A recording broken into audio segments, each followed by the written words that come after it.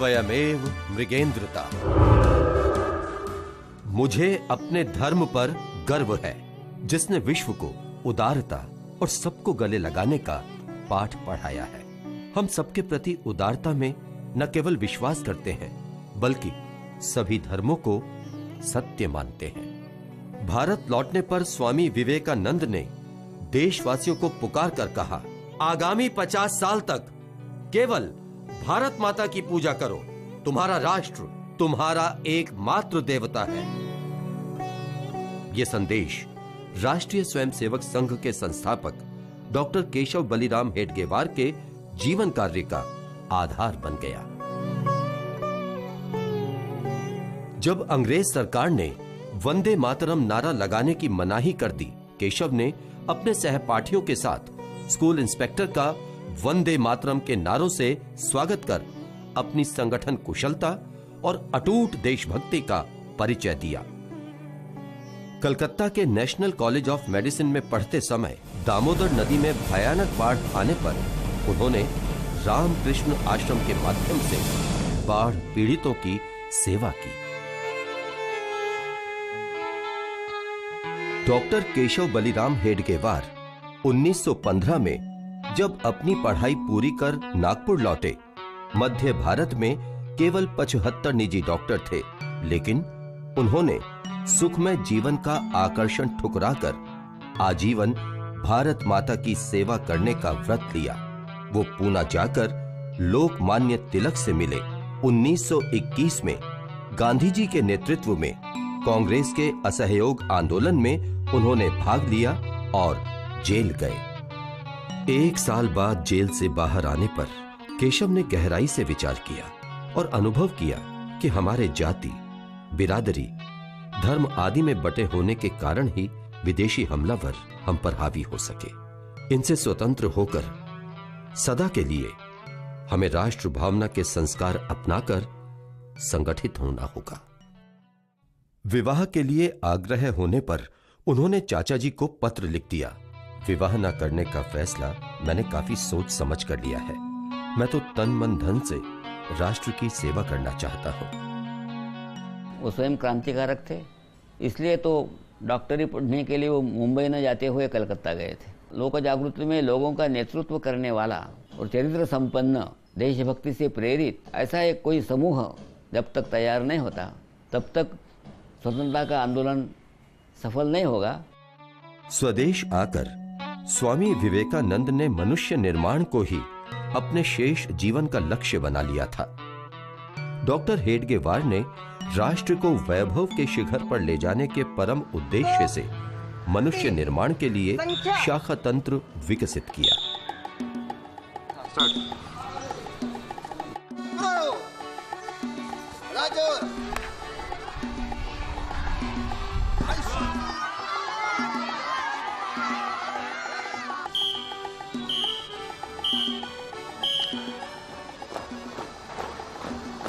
शिवाजी का नाम किस किस ने सुना आपने यहाँ से?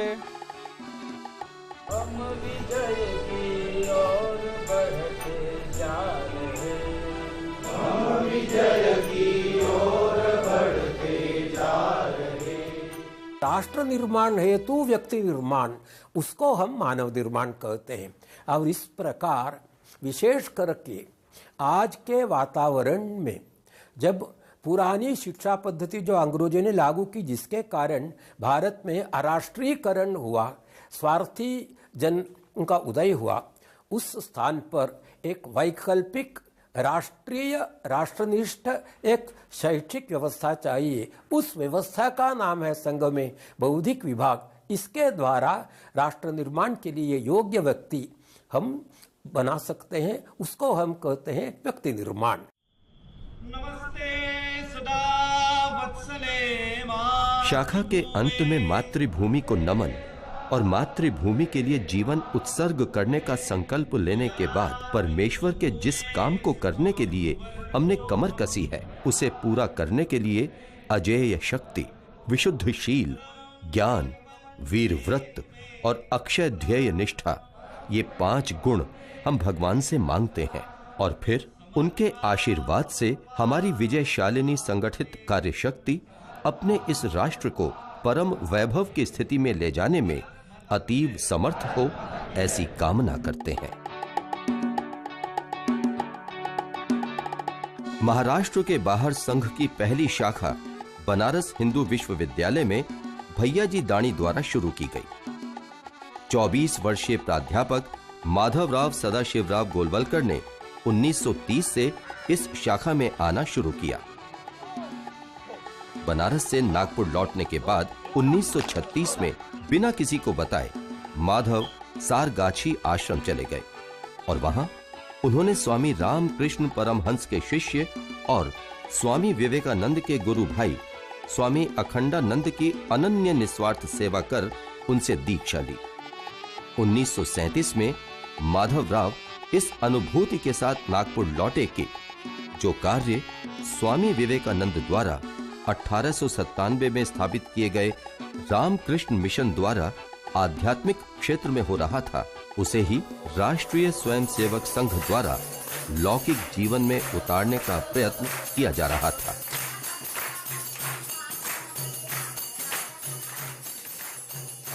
वर्धा की एक महिला लक्ष्मीबाई केलकर एक एकत्रीकरण के बाद डॉक्टर जी से मिली। आप युवा बच्चों को जो शिक्षा देते हैं वही लड़कियों और महिलाओं को क्यों नहीं देते? डॉक्टर जी ने कहा, अभी हमने ये काम पुरुषों तक सीमित रखा है। आप ये काम महिलाओं में करने को तैयार हो तो आप्पाजी जोशी आपकी मदद करेंगे। और फिर 25 अक्टूबर 1936 विजयादशमी के दिन राष्ट्र सेविका समिति की स्थापना हुई। राष्ट्र सेविका समिति अपना शाखाओं में शारीरिक, मानसिक और बौद्धिक का प्रशिक्षण के माध्यम से उनमें आत्मविश्वास और देशभक्ति जागृत करते हैं। शारीरिक शिक्षण में दंड, योगासन, इसके माध्यम से उनका स्वसंरक्षण क्षमता बढ़ाता है और बौद्धिक प्रशिक्षण के माध्यम से अच्छे गुणों का निर्माण तथा देशभक्ति का निर्माण होता है। डॉक्टर जी ने कहा था, ये देश धर्मशाला तो नहीं है कि कोई भी आए और बिस्तर बिछाकर आसन जमा ले। जिनका इतिहास, परंपरा, धर्म, संस्कृति, विचारधारा तथा हित संबंध एक होते हैं, वे ही राष्ट्र कहलाते हैं। डॉक्टर जी द्वारा 1936 में दिल्ली भेजे गए 25 साल के वसंत राव ओक हिंदू महासभा भवन में रुके। पड़ोस में आसपास के युवक इकट्ठा होकर खेला करते थे। वसंत उनमें शामिल हो गए। जल्दी ही वहां संघ की शाखा लगने लगी। अगले साल कई दूसरे स्वयंसेवक आगे की पढ़ाई के लिए लाहौर, कराची, मद्रास, कलकत्ता, ग्वालियर, बिहार, आंध्र प्रदेश आदि में पहुंचे। राष्ट्र कार्य के लिए सुखमय जीवन का मोह त्याग कर नई नई जगहों पर पहुंचने वाले ये अच्छे पढ़े लिखे स्वयंसेवक प्रचारक कहलाए, जिनका काम था नई शाखाएं खोलना, पहले से चलती शाखाओं को मजबूत करना, नए लोगों को शाखा पर लाना और उनमें राष्ट्रभक्ति की भावना भरना। राष्ट्रीय स्वयंसेवक संघ के सभी सरसंघ चालक उच्च शिक्षा प्राप्त रहे हैं। डॉक्टर केशव बलिराम हेडगेवार चिकित्सक थे। माधवराव सदाशिवराव गोलवलकर प्राणी शास्त्र में MSc, मधुकर दत्तात्रेय उर्फ Bala Saheb Deoras BA LLB, professor Rajendra Singh उर्फ रज्जू भैया इलाहाबाद विश्वविद्यालय में भौतिकी विभाग के अध्यक्ष हुआ करते थे। कुपहल्ली सीतारमैया सुदर्शन दूरसंचार में BE ऑनर्स थे और वर्तमान सरसंघ चालक मोहन राव भागवत पशु चिकित्सक हैं। 9 जून 1940 1500 स्वयंसेवकों के शिविर के विदाई समारोह में अपने जीवन के अंतिम भाषण में डॉक्टर हेडगेवार ने कहा, केवल संघ का कार्यक्रम ठीक ढंग से करने या प्रतिदिन नियमित रूप से संघ स्थान पर उपस्थित रहने से ही संघ का कार्य पूरा नहीं हो सकता। हमें तो आसेतु हिमालय पर्यंत फैले हुए इस विराट हिंदू समाज को संगठित करना है।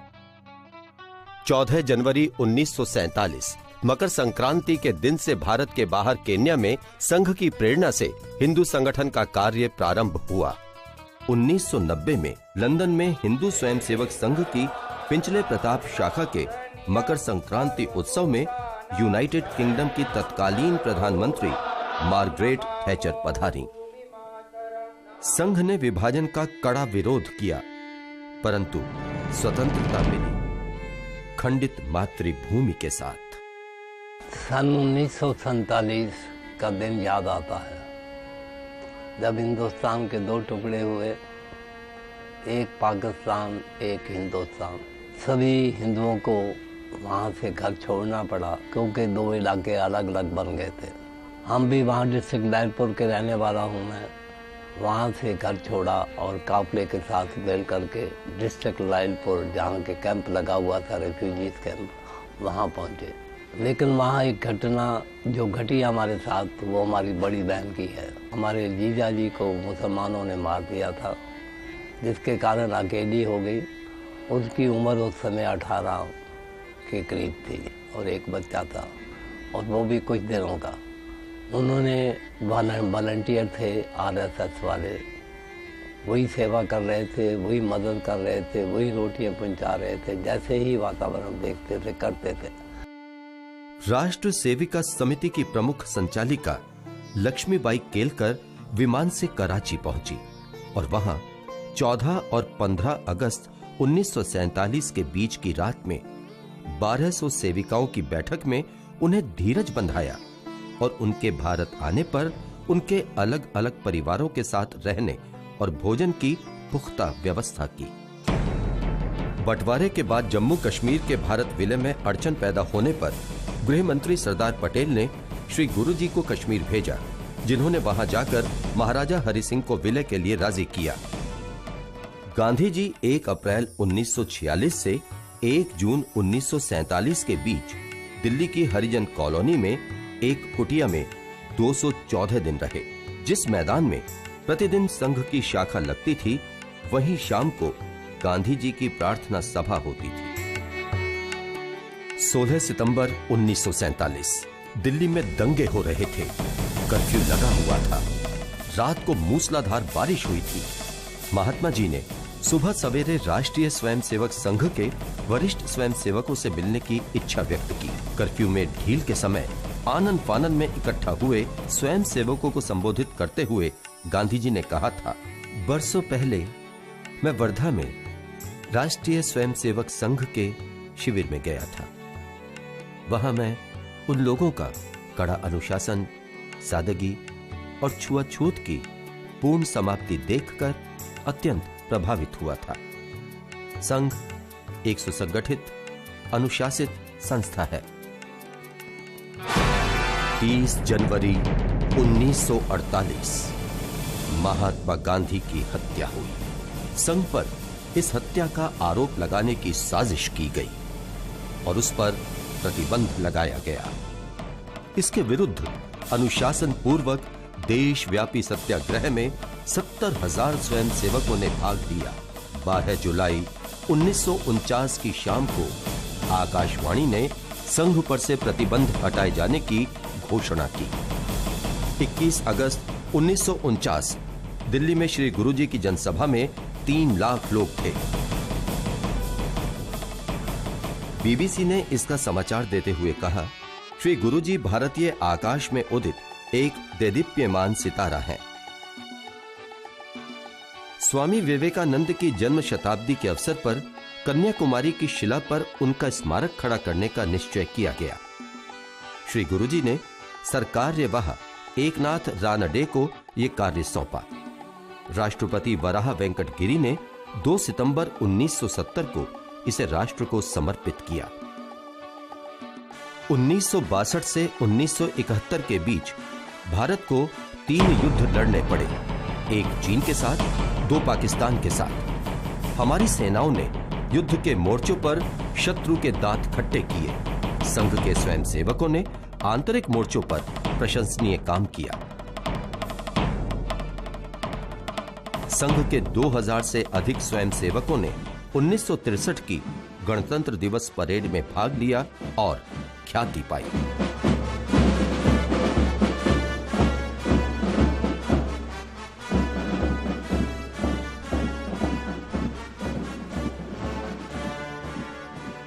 1965 के भारत पाक युद्ध के समय प्रधानमंत्री लाल बहादुर शास्त्री द्वारा बुलाई गई एक आपात बैठक में एक नेता द्वारा आपकी सेना ऐसे शब्द कहने पर श्री गुरुजी ने उन्हें स्पष्ट शब्दों में खड़काया, सेना किसी अन्य देश की नहीं है, भारत की है, अपनी सेना कहें। 1964 श्री गुरुजी के प्रयासों से बंबई के संदीपनी आश्रम की एक बैठक में विश्व हिंदू परिषद का गठन हुआ।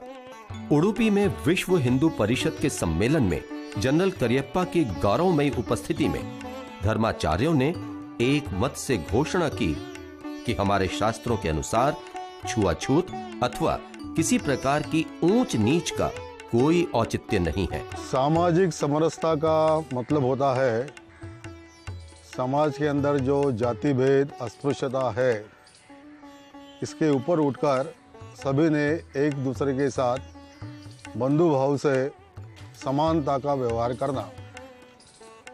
वैसे देखा जाए तो राष्ट्रीय स्वयंसेवक संघ के काम में संघ के प्रारंभ से ही समरसता का भाव है। समरसता का काम जो है वो दो स्तर पर करना पड़ता है। एक तो सवर्ण बांधवों को यह समझाना पड़ता है कि ये सारे हमारे बंधु है, इनके साथ इस प्रकार का दुर्व्यवहार नहीं करना चाहिए। और दलित पिछड़ी जातियों को भी ये कहना पड़ता है कि हम सब एक ही समाज के हैं, एक दूसरे के साथ हमको मिल मिलकर रहना है। 1975 देश में आपात स्थिति की घोषणा कर हजारों विरोधियों को प्रधानमंत्री इंदिरा गांधी ने जेल में डाल दिया। राष्ट्रीय स्वयंसेवक संघ के तृतीय स्तर संघ चालक बाला साहेब देवरस गिरफ्तार कर लिए गए और 4 जुलाई को संघ पर प्रतिबंध लगा दिया गया। 4 दिसंबर 1976 के लंदन के प्रसिद्ध साप्ताहिक द इकोनॉमिस्ट में तानाशाही के विरुद्ध इस आंदोलन को दुनिया का अकेला गैर वाम क्रांतिकारी बल बताया गया। ये आंदोलन संघ के दसियों हजार कार्यकर्ताओं द्वारा चलाया जा रहा है। इंदिरा गांधी की तानाशाही के खिलाफ सर्वोदयी नेता जयप्रकाश नारायण के नेतृत्व में लोक संघर्ष समिति के नाम से अभूतपूर्व सत्याग्रह हुआ। संघ के स्वयं सेवकों के साथ साथ हजारों लोग जेल गए। 1977 इंदिरा गांधी की घोर पराजय, लोकतंत्र की बहाली के बाद संघ पर से प्रतिबंध हटा लिया गया। 90 में परम पूज्य डॉक्टर जी के जन्म शताब्दी संघ ने बनाया। पिछड़े हुए बंधुओं के संपर्क बढ़ाना, उनके जीवन में परिवर्तन लाना और समाज के मनोभाव में भी परिवर्तन लाना। और उस समय से संघ में सेवा भारती नाम से काम चल रहा है। देश में कहीं भी कभी भी कोई भी आपदा आने पर राष्ट्रीय स्वयंसेवक संघ के स्वयंसेवक सबसे पहले पहुंचते रहे हैं और जाति, धर्म, संप्रदाय आदि किसी भी प्रकार का भेद किए बिना सबकी सेवा उनका मूल धर्म रहा है। पूजनीय रज्जू भैया जब सरसंघ चालक बने उस समय उन्होंने इस विषय को रखा कि हम क्यों ना हम एक आदर्श विकसित रूप छोटे गांव का हम सबके सामने प्रस्तुत करें। गांव के लोग ही सोचे, गांव के लोग अपने प्रश्नों को समझे, अध्ययन करें, वहाँ के उपलब्ध साधनों का गणित लगाए और अपने ग्राम के विकास की दिशा में पहल करें। ये एक मूलभूत संघ के और ग्राम विकास के चिंतन में ये बात रही। श्री राम जन्मभूमि अयोध्या में राम लला के भव्य मंदिर की कार सेवा के लिए लाखों श्रद्धालु एकत्र हुए, जिनमें राष्ट्रीय स्वयंसेवक संघ के स्वयं सेवकों ने भी व्यक्तिगत तौर पर भाग लिया। प्रशासन की चौकसी के अभाव में भीड़ बेकाबू हो गई और रामलला के मंदिर के ऊपर का विवादास्पद ढांचा ध्वस्त हो गया।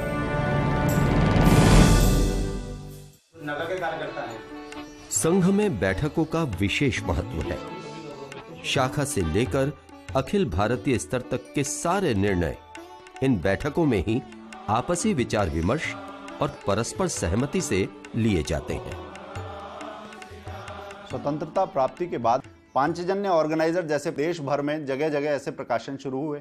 कलम के जरिए इस देश को अपने समाज, अपने व्यक्ति, अपनी संस्कृति और अपने पुरखों की चिंता हो, पत्रकारिता का आग्रह सिर्फ सत्य के प्रति हो, ये काम संघ के प्रकाशनों ने किया है।